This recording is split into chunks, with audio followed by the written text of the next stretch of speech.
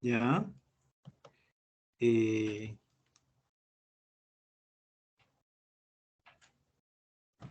A ver. Ya, perfecto. Ahora se observa la pantalla completa. Sí se ve, doctor. Perfecto. Muy bien. Este tipo de tumor más o menos afecta al 1.5 al 2% de la población en algún momento de su vida. ¿Ya? Entonces, más o menos de 200 personas a 3 o 4 les puede dar el adenocarcinoma del colon. De ahí la importancia, ¿no? Por ejemplo, algunos datos que tenemos aquí en cuanto a la incidencia. El cáncer de colon a nivel mundial es mucho más frecuente que el cáncer de estómago, pero es más manejable, como veremos más adelante, ¿no?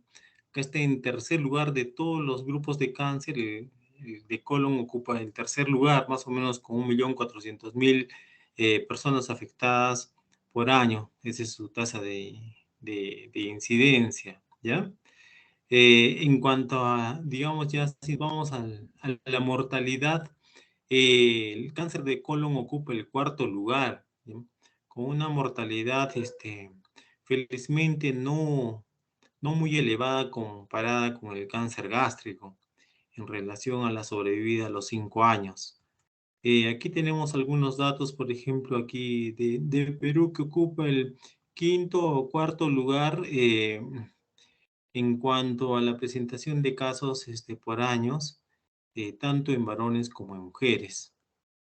¿Ya?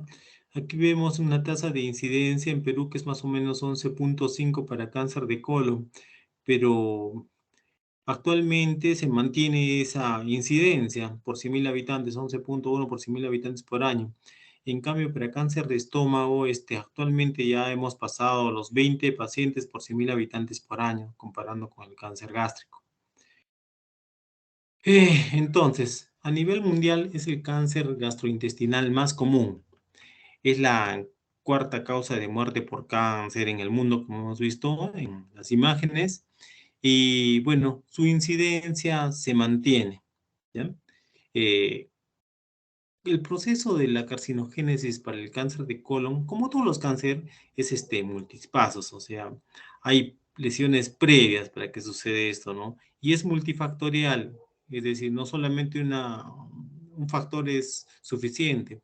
Puede ser importante un factor hereditario, pero además se necesita otros factores como los del medio ambiente, los cuales están basados en lo que es la dieta, algunos agentes biológicos, agentes químicos, físicos, ¿no? Agentes biológicos, por ejemplo, tenemos algunas bacterias relacionadas al cáncer de colon, ¿no? O como los Bifidobacterium nucleatum, Bacteroides flagellis y Escherichia coli, productora de colibactina, que son las tres principales bacterias implicadas en esto. Y como les dije, ¿no? Los factores genéticos y los epigenéticos. Los genéticos, que son los que hemos heredado, y los epigenéticos, que son afectados por algún factor propio del medio ambiente. Bueno, hay factores de riesgo bien establecidos para el cáncer de colon, ¿no? Como ya se sabe, ¿no? A mayor edad, pues es más probable el desarrollo del cáncer de colon, ¿no? Igual el consumo de carnes rojas, el tabaco, la obesidad, el sedentarismo, ¿no? La historia familiar de cáncer de colorectal o de cualquier otro tipo, ¿no? O algún síndrome hereditario por ahí ligado. Luego hay factores de riesgo posibles, ¿no? Como ser varón, por ejemplo. Siempre el varón, pues, biológicamente no es tan fuerte como la mujer para toda patología, ¿no? Deficiencia de calcio, folato, falta de fibra en la dieta, ¿no? Falta de frutas, verduras en la dieta, ¿no? Entonces, en esta imagen, por ejemplo, podemos observar todo el factor de dieta y su relación con el cáncer, ¿no? Por ejemplo, aquí vemos los productos de la leche, que son los lácteos. Voy a usar un puntero. Por ejemplo, la leche tiene algunos componentes que tienen el factor de crecimiento tipo insulínico, ¿no? Y esto pues está muy relacionado, si seguimos la flechita, a lo que es el desarrollo del cáncer colorectal. Igual es para el cáncer de colon, ¿no? También tiene una serie de grasas saturadas que son muy dañinas para la salud y esto estimula la producción de ácidos biliares como el quenoxicólico y quenodesoxicólico que son altamente oncogénicos, ¿no? Estos ácidos biliares y tienen mucha relación también con el desarrollo del cáncer colorectal, también cáncer gástrico, cáncer del tubo digestivo en general, ¿no? Eso es en cuanto a la leche, pero también la leche tiene algunos factores que pueden ser de algún modo beneficiosos para la salud, ¿no? Por ejemplo, la misma presencia de calcio en la leche bloquea la producción de ácidos biliares que, como les dije, son oncogénicos, ¿no? Del mismo modo, la vitamina D también bloquea a los ácidos biliares, ¿no? La lactosa siempre nos lleva ¿cómo se dice? A evitar la constipación, el estreñimiento, ¿no? Y la leche también tiene una serie de ácidos, ¿no? Como los ácidos de cadena corta, el ácido butírico o los butiratos que de algún modo nos ayudan, nos protegen de algún modo los productos lácteos. Pero por otro lado, como les he explicado, también puede ser dañino, ¿no? Hay que tener mucho cuidado con este tema. Ahora vamos a las carnes rojas, ¿no? Las carnes rojas igual, ¿no? Estimulan la insulina, estos estimulan al factor de crecimiento tipo insulínico, son una serie de mutágenos, nitritos, óxido nítrico, puede generar el sobrepeso y la obesidad, que es otro factor también de riesgo para el cáncer colorectal o muchos tipos de cánceres, ¿no? Todos estos mutágenos que existen en las carnes rojas y en las carnes procesadas, que son los embutidos, pues al final pueden dañar el ADN, producir sulfuros y directamente pues generar lo que es el cáncer de colon, ¿no? Ahora vemos la diferencia de frutos y vegetales que son antioxidantes, tienen una serie de componentes, polifenoles, resveratrol, las crucíferas que siguen siendo los mejores vegetales, que el contenido de vitamina D, B, todo esto nos protege contra el cáncer colonorrectal. Por eso siempre se recomienda el consumo de frutas, vegetales, fibras en general, frutos secos, ¿no? Pecanas, almendras, palta, bueno, también el consumo de pescado también es muy bueno para la salud. En un solo cuadro, ¿cómo se puede resumir todo lo que está relacionado al factor ambiental dietético, ¿no? Y la importancia de este.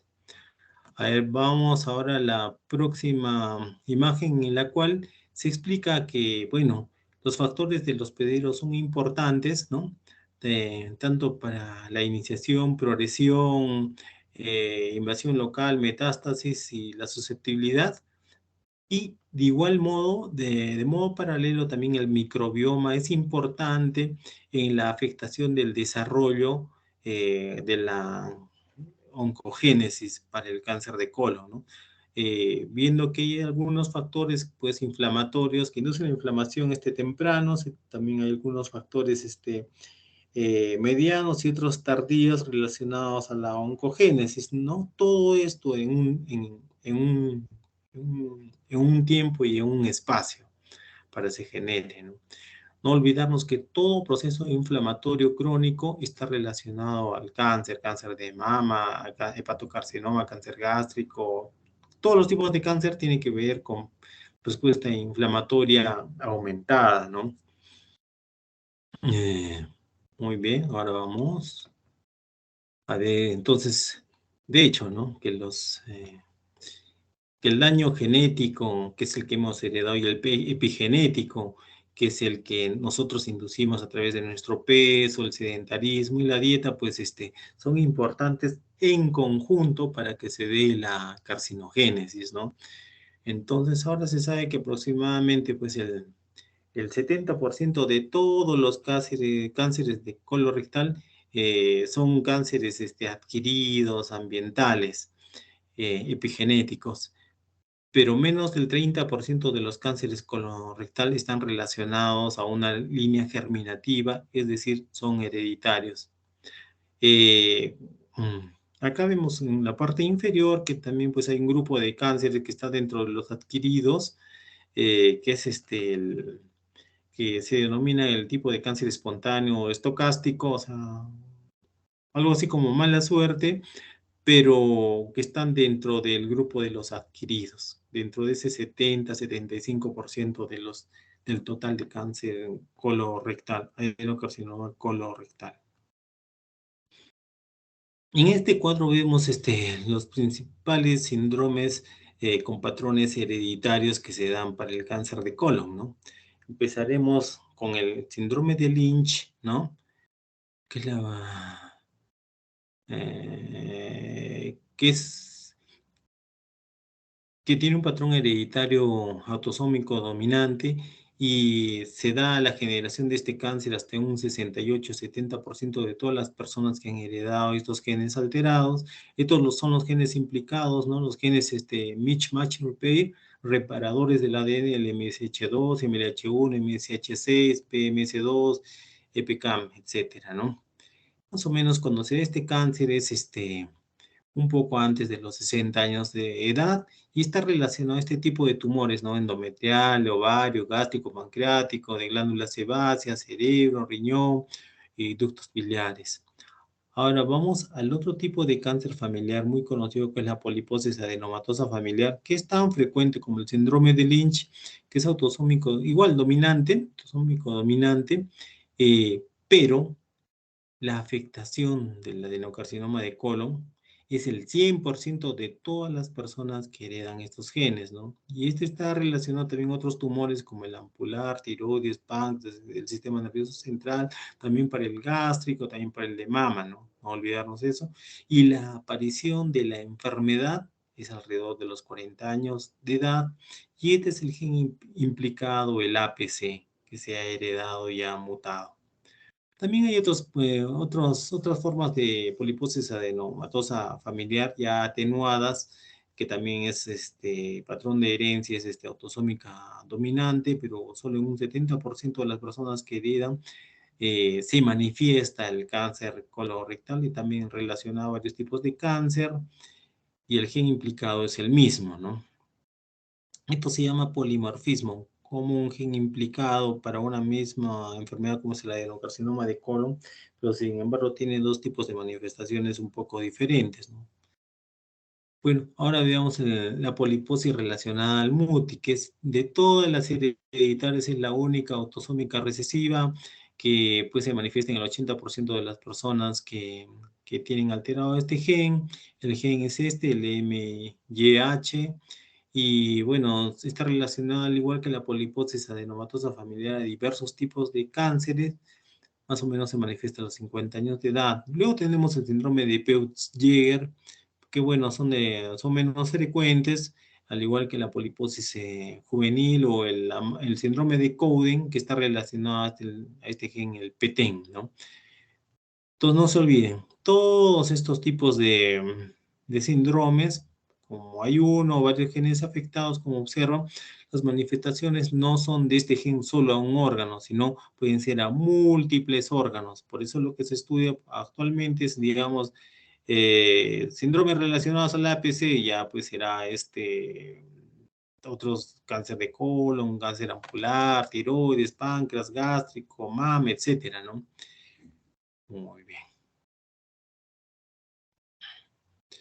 Entonces, como más o menos han entendido, pues es importante saber si estamos ante un cáncer hereditario o ante un cáncer adquirido, ¿no? O exógeno, ¿no? Porque, ¿qué pasa, no? Es, es diferente el manejo, ¿no? Si a uno le encuentra un cáncer de colon en el lado derecho, pero es hereditario, sin mayor afectación ganglionar, etcétera, o sea, con un posible tratamiento quirúrgico, pues siendo hereditario no vamos a sacar pues solo el colon derecho y de repente parte del hilo, no, se saca todo el colon y hay que ir evaluando también según el tipo de síndrome de ser hereditario, qué otros órganos hay que estar vigilando, ¿no? Por la probable afectación. De ahí la importancia de determinar si estamos ante un cáncer hereditario o ante un cáncer colónico adquirido. Y por eso aquí siempre se empieza con los mismatch repair para la evaluación. Ay, perdón, un ratito, se me ha movido la pantalla. Siempre se empieza con los mismatch repair, evaluar si estos mismatch repair la persona tiene alguna afectación epigenética. Acá están los genes, ¿no? Que les hablé, ¿no? El MLH1, MSH2, MSH6, PMS2, que tiene que ver con los mismatch repair, ¿no? Entonces se busca si es una afectación epigenética, o sea, de los microRNA, histonas, metilación, acetilación, o es una mutación en algún sector del gen, ¿no? Se hace el estudio respectivo y se determina, ¿no? Pues siempre pensamos que lo más probable de descartar es un Lynch. Y si esto pues nos dice que si es una afectación epigenética, entonces no es hereditario, ¿no? Si es si determina que hay una alteración, alguna mutación en algún sector del gen, entonces es hereditario, ¿no? Igual se hace también para el APC. Este es el esquema que se sigue en el INEM para los mismatch repair. Mire, por ejemplo, ¿no? Aquí vemos ¿no? Un caso de una paciente ya adulto mayor que, bueno, se le hace una colonoscopía, se encuentra esta lesión, acá está la lesión observada, se toman las muestras y es un adenocarcinoma de colon, ¿no? Bien diferenciado. Y acá en la tomografía vemos la afectación en el colon derecho del cáncer que se observa en esta imagen, ¿no? Y se pide unas pruebas genéticas, ¿no? De lo que les hablé del mismatch repair, esto es en el extranjero, ¿ya? Análisis de PCR también y inmunológicos para determinar dónde está la afectación. En este caso se determinó, pues, que es un problema del MLH1, MSH6 y MSH2, pero con una afectación más que todo relacionada a lo que es daño epigenético, o sea, en este caso hipermetilación, ¿no? Y si es hipermetilación, pues entonces ya es un problema epigenético ya adquirido, no es heredado.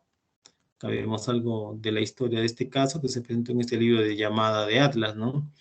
De esta mujer de adulto mayor, ¿no? Que vino con un cuadro de hematoquesia, ¿no? Bueno, entonces a ella se le hizo pues una hemicolectomía derecha con todo este TNM evaluado de la enfermedad, con los respectivos estudios eh, de, de afectación epigenética o hereditaria, y se determinó pues que es un problema de afectación de estos genes, pero afectación epigenética. Se descarta que sea algo hereditario, entonces al final se concluye que es un cáncer esporádico. Todo lo que es esporádico es hereditario, no olvidarlo, ¿no? Relacionado a los mismatch repair. Y pues el manejo de la hemicolectomía pues es el más adecuado por ser esporádico. Ahora, ¿dónde empieza el cáncer de colon con todo esto, no? Empieza en las lesiones elevadas que nosotros le llamamos pólipos, ¿no? Aquí empieza todo lo que es el cáncer de colon, con varios tipos de pólipos, como se observa aquí, cada quien con un riesgo respectivo.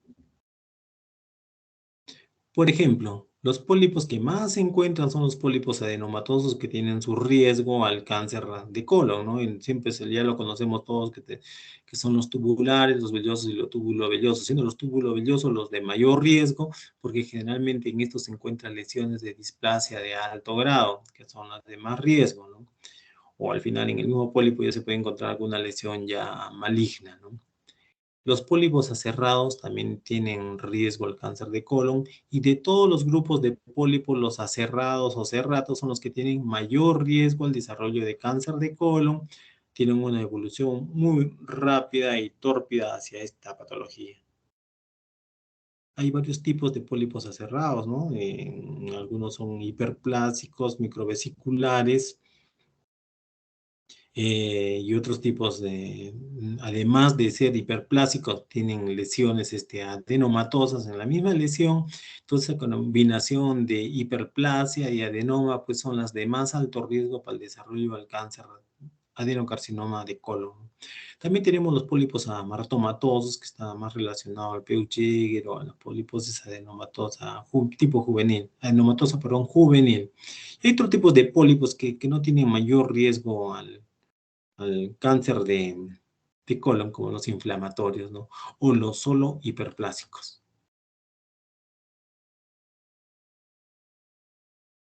Chispas. Aquí está. Muy bien. Entonces, en esta imagen, que es un poco didáctica, vemos pues el epitelio, la mucosa del colon, ¿no? Que con el correr del tiempo, dieta, sedentarismo, sobrepeso, obesidad, etcétera, se va generando una lesión que es un pequeño adenoma ya que se encuentra ya displasia en esta lesión, ¿no? Pero para que esto ocurra tiene que haber una afectación del gen APC, ¿no? Puede ser ya este gen mutado, heredado mutado, que es la poliposis adenomatosa familiar, o de repente una afectación de este gen epigenética mediante la hipermetilación, acetilación, alteración de histonas, alteración del microRNA, que va a generar este daño de este gen, ya sea epigenético o ya heredado, el desarrollo del adenoma, ¿no?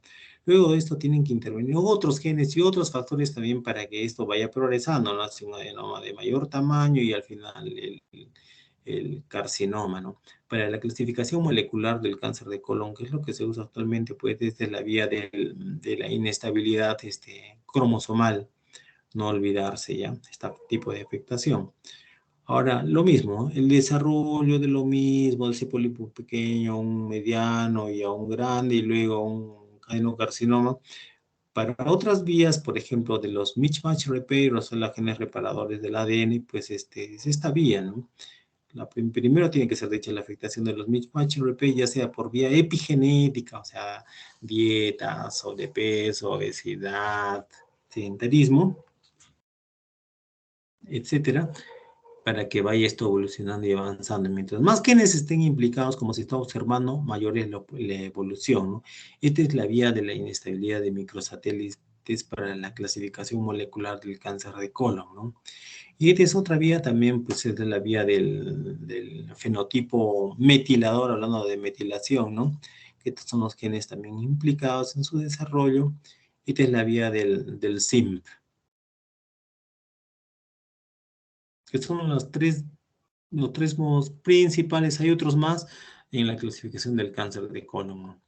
Bueno, entonces estos son los tipos de la clasificación molecular del cáncer de colon del consenso último desde el año 2014, con algunos pequeños cambios el año 2019. Este es el cuadro final, ¿no? Donde el canónico es el más frecuente en la clasificación molecular del cáncer de colon, ¿no? Pero hay otros tipos, como hemos visto, ¿no? El inmune, el metabólico y el mesenquimal, ¿no? De hecho, los que tienen peor pronóstico, pues son los de la clasificación del tipo inmune y el tipo mesenquimal, por el tipo de genes afectados. Por ejemplo, si se ubica un BRAF mutado en el paciente, pues ya nos está dando un mal pronóstico. Entonces, bueno, como estamos hablando de los pólipos adenomatosos, aserrados, amartomatosos, etcétera, entonces, ¿qué hacemos los gastroenterólogos, no? Hacemos una colonoscopía. El Programa Nacional de Cáncer de Colon, de Control, Manejo de Cáncer de Colon nos indica que a los 45 años todo poblador debe tener una colonoscopía. Pero esto puede adelantarse, pues, si antes hay un cuadro clínico que merita la colonoscopía, ¿no? O si hay algún antecedente de algún síndrome hereditario para que sea antes este procedimiento de colonoscopía, ¿no? Entonces hacemos la colonoscopía, no encontramos pólipos y a la persona le indicamos, ya, pues en 10 años te volveremos a ver, ¿no? Si encontramos pólipos pequeños, hiperplásicos, que les dije, los inflamatorios que no tienen mayor importancia y tienen menos de 10 milímetros, de repente a los 10 años igual hacemos la siguiente colonoscopía, ¿no? Pero ya cuando encontramos adenomas, o sea, pólipos adenomatosos con displasia, desde los más leves como los tubulares, ya a los 5 años hay que repetirle la colonoscopía. Si de repente encontramos mayor número de adenomas, 3 a 10, pues a los 3 años. Si son más de 10 adenomas, puede ser al año, a los 2 años, el próximo control de la colonoscopía.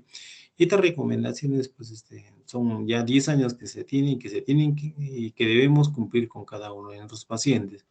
Y acá viene el tema de las lesiones aserradas, ¿no? Que esta sí le tenemos mucho respeto, porque a veces en un solo año, pues estas se pueden transformar en un adenocarcinoma por los genes que hemos observado implicados, ¿no? Y la evolución más rápida que puede haber en estos casos, ¿no? Entonces, actualmente, al año 2022, se recomienda que cuando encontramos lesiones aserradas o cerratos, mejor hacerle al año la colonoscopia.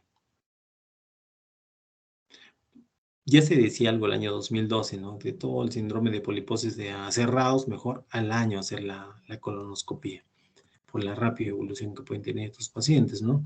Entonces, siempre, como les digo, tenerle respeto a este tipo de pólipos aserrados, porque son los que tienen el peor pronóstico, mediante dos vías principales, ¿no? La vía del BRAF, que como les dije, pues si encontramos un BRAF en los estudios moleculares de ese adenocarcinoma, pues el pronóstico va a ser malísimo, ¿no?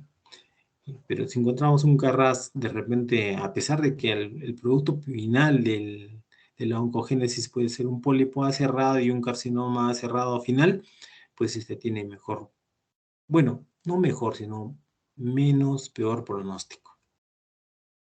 Y este tema ya de todo lo que es la biología molecular, ustedes tienen que dominarlo en total profundidad, ¿no? Entonces, son múltiples las vías, que están implicadas pues en la afectación del cáncer de colon, ¿no?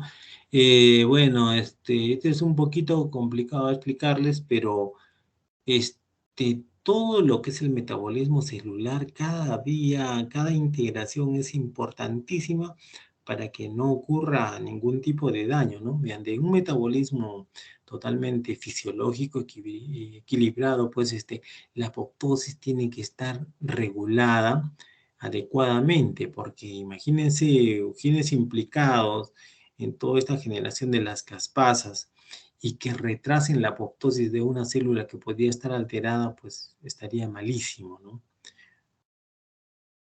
Igual, todos los genes reguladores de lo que es la proliferación celular tienen que estar en un total equilibrio para que no se pierda esa regularidad en la reproducción celular. Pero bueno, ese es un tema para otra clase. Entonces, aquí un repaso de las principales vías moleculares del cáncer de colon, ¿no? La vía que les dije de la inestabilidad cromosomal relacionada a este gen al APC, ¿no? Y que con el correr de la evolución, pues se van agregando otros genes, ¿no?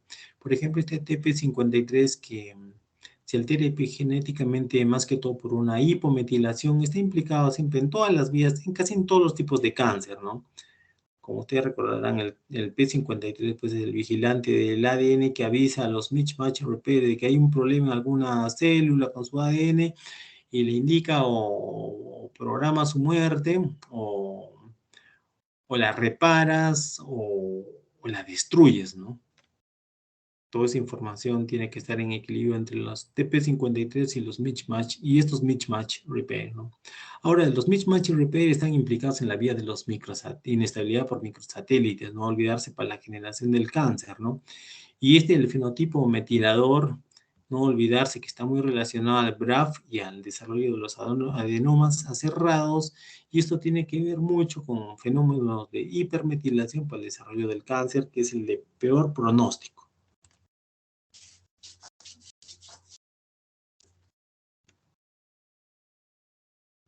Entonces la pregunta, ¿no? ¿Qué es el epigenoma, no? Ya sabemos qué es el genoma, ¿no? El genoma es la cadena del ADN que todos tenemos, que es individual, que hemos heredado la mitad del papá, la otra mitad de la mamá, etcétera, ¿no? Ese es el genoma. El epigenoma es todo lo que tiene que ver con lo que rodea al ADN, ¿no? Con lo que tiene que ver con las histonas, que siempre hablamos, ¿no? Con los microRNAs y con fenómenos tanto ya sea de metilación o acetilación, hipo o hiper, ¿no?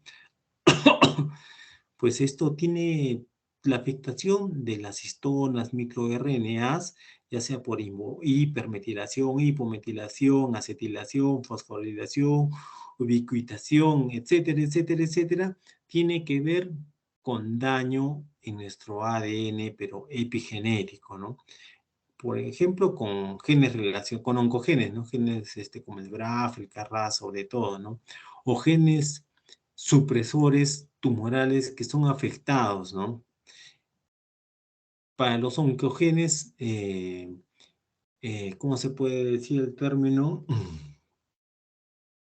Hay eh, lo que es este daño del microRNAs histonas, es de que hay una potenciación de las funciones de los oncogenes, asimismo como una activación de los oncogenes. Lo contrario sucede con los genes tumorales supresores, que se los bloquea. Más bien estos genes deberían estar activos para funciones adecuadas, ¿no? Y toda esta afectación tiene que ver con genes relacionados a la metástasis, a fenómenos angiogénicos, ¿no? Entonces, siempre debemos cuidar nuestro epigenoma, ¿no? A ver, ¿cómo les puedo explicar? Supongamos que la Biblia la leemos, pero no tiene gramática, ¿no? Sería bien complicado leer la Biblia, ¿no? Sin puntos, comas, espacios, etcétera, ¿no? Eso sería el ADN. Y la gramática, el punto, las comas, espacios, etcétera, eso es la epigenética. Entonces, ambos siempre tenemos que cuidar. Bueno, vamos al tema del pronóstico en este daño relacionado a genes, tanto daño epigenético como hereditario.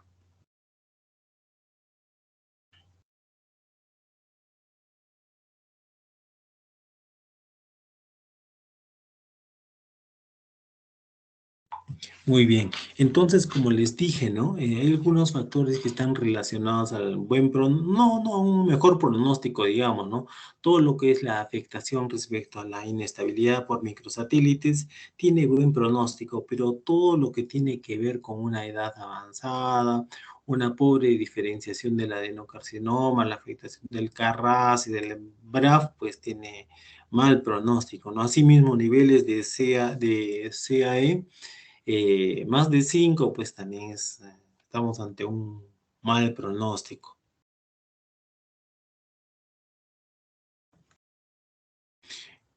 Igual, ¿no? Por ejemplo, ¿cómo, cómo es esto de la inestabilidad por microsatélites que tiene un relativo mejor pronóstico?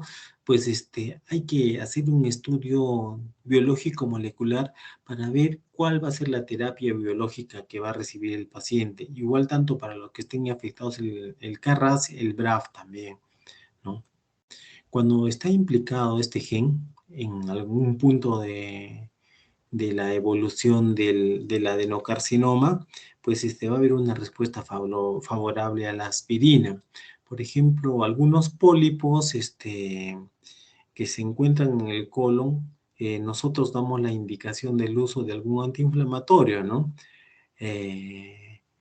Como el celecoxib, como la aspirina, por ejemplo, que ayudan a que ese pólipo no evolucione o lentecemos la evolución o disminuimos la aparición de nuevos pólipos usando algún antiinflamatorio como el celecoxib o la aspirina. Nosotros no hacemos el estudio de este gen implicado, que es donde favorece el uso de los AINES, pero de hecho, todo paciente que tiene pólipos se recomienda dar un antiinflamatorio. Además, la determinación de este gen pues, es carísima, está $800, ¿no? No todos tienen esa posibilidad. Entonces, en cuanto a la quimioprevención, ya les adelanté el uso de los antiinflamatorios, ¿no? Los inflamatorios, pues, son muy importantes su uso, porque les dije que la inflamación crónica está implicada en la oncogénesis, ¿no? La inflamación en sí ocasiona pues una disminución en la inmunidad de la persona, Entonces es bien difícil reconocer lo que está mal para repararlo o para provocar una apoptosis. Aumenta la reproducción celular, la migración celular, disminuye la apoptosis, que les dije que disminuye la apoptosis es crear un caos. Igual aumenta la angiogénesis, es decir, ese tumor va a estar mejor irrigado y eso va en contra del pronóstico de la persona, ¿no? Muy bien, entonces esto es lo que quería esta noche explicarles y ahora vamos a la fase de las preguntas de ustedes. Ahí los escucho.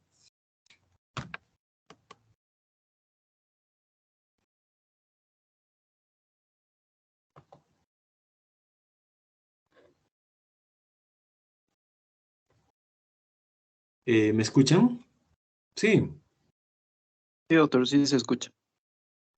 Muy bien, sí, claro, sí sé que es un poquito tarde la clase, pero espero que les haya ayudado. El día jueves nos estamos viendo en la clase presencial a las 2:30 PM. A ver si hubiese alguna pregunta. Doctor, disculpe, tenía una consulta. En el caso de que se den estos antiinflamatorios, los casos de los pólipos, ¿cuánto tiempo tiene que darse? Es una buena pregunta. Generalmente los usamos 6 meses a 12 meses para ver la importancia de su uso, ¿no? Para ver la evolución. Si en los 12 meses vemos que pues, no hay desarrollo de pólipos, se le puede dar durante un año más, ¿no? Pero bajamos la dosis a la mitad. Por ejemplo, si iniciamos con Celecoxib, 400 miligramos diarios, se le puede bajar ya a los 6 o 12 meses a 200 miligramos diarios, ¿no? Un año más. Si se le hace la endoscopía al año y todo va bien, pues hasta se puede suspender su uso, ¿no? Porque la persona ya entendió cuál debe ser su dieta, ¿no? Y dentro de la dieta siempre prohibir todo lo que relacionado al cáncer, ¿no? Se les recomienda siempre evitar alimentos preparados con leña, carbón o bosta, que es el estiércol de la llama, de la vaca. También evitar alimentos como la parrillada, el pollo a la brasa, que son preparados con leña, carbón, a este grupo de pacientes, también evitar la gaseosa, los embutidos que son las carnes procesadas, ¿no? Salchicha, hot dog, hamburguesa, chorizo, las salsas, ketchup, mayonesa, tarillo, chucuta, chimichurri, el vinagre, los encurtidos, ¿no? Que son también altamente oncogénicos, bebidas alcohólicas, el consumo de sal debe estar disminuido. Asimismo, lo que es beneficioso para la salud, que son los nutrimedicamentos o los superalimentos, ¿no? Que en primer lugar están pues los berries, que es el arándano, la mora, el aguaymanto, también otros frutos como la fresa, la granada, la uva, la palta sin sal, obviamente, el membrillo, manzana, pera, todos estos alimentos que les nombro pues tienen polifenoles, resveratrol, una serie de sustancias altamente antiinflamatorias, antioxidantes potentes, ¿no? Y estimuladores de la reparación celular. También entre las verduras se recomienda el perejil, el apio, el nabo, las crucíferas que son repollo, coliflor, col, brócoli, luego el rábano, el quión, ¿no? Que tiene, bueno, componentes muy conocidos, ¿no? El, eh, el otro, el palillo, ¿no? Que es la cúrcuma, que tiene la curcumina, el pescado fresco, ¿no? Estas son las recomendaciones que se dan. Entonces, paralelo a eso, al uso de los antiinflamatorios, todo eso, el paciente va muy bien cuando solo tienen pólipos y pues no se encontraba algo más, ¿no? También, si están en sobrepeso, obesidad, recomendarles que bajen de peso, si eran sedentarios, que hagan ejercicio y todo va de la mano mm, en beneficio del paciente. Y esas recomendaciones ustedes también tienen que darlas a todos sus pacientes, ¿no? Las que les he nombrado. Y ustedes también practicarlas. ¿Hay más preguntas? Doctor, una consulta. En el caso de que se brinde estos antiinflamatorios, ¿Puede ser cualquier antiinflamatorio o solo está estudiada la aspirina y el No. celecoxib? Puede ser cualquier antiinflamatorio. No hay diferencia. Puede ser ibuprofeno, naproxeno, eh, eh, cualquier antiinflamatorio. No es exclusividad, pero son los más estudiados son el celecoxib y la aspirina. Gracias, doctor. A usted.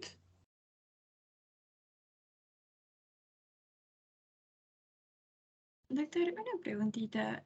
¿La resistencia a la insulina o incluso la diabetes mellitus pueden ser un factor de riesgo?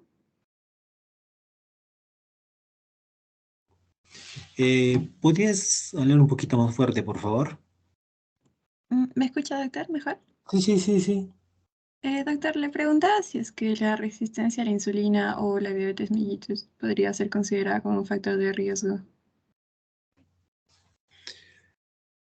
Mm, hay varios tipos de diabetes mellitus, si no me acuerdo, creo que son 7 o 9, ¿ya?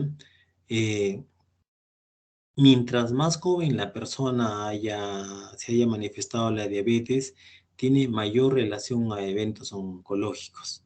Para el tipo de la diabetes, sobre todo para el cáncer de páncreas y el cáncer hepático y de vías biliares. De ahí la importancia del manejo adecuado de los tipos de diabetes, ¿no? Cualquier tipo, ¿no? Sea la diabetes, bueno, de las que más se conoce es la diabetes tipo 1 y la tipo 2, ¿no? Pero la tipo 1 siempre tiene un poco de peor pronóstico, no solo para cáncer de colon, sino como les he manifestado con otros tipos de cáncer, ¿no? Y si esto se relaciona además a sobrepeso o obesidad que sucede en un inicio en los pacientes con diabetes, peor aún, ¿no? Ahora, dentro del grupo de los diabéticos también hay diabéticos que tienden a ser estreñidos, ¿no? Por la gastroparesia o gastroenteroparesia que ocurre en ellos, ¿no? Todo está más enlentecido en el tubo digestivo y el mismo hecho de la constipación también es otro factor de riesgo relacionado sobre todo al cáncer de mama, páncreas y también de colon, el estreñimiento.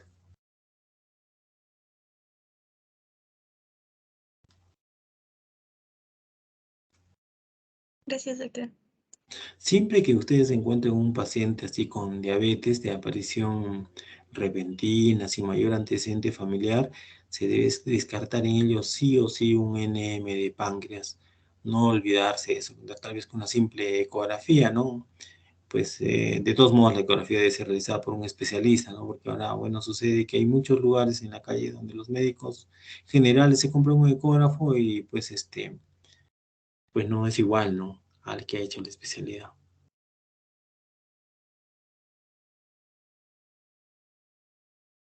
A ver, los escucho.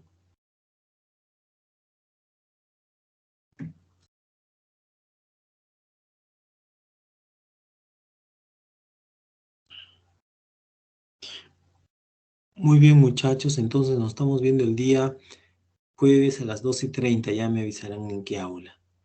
Cuídense mucho.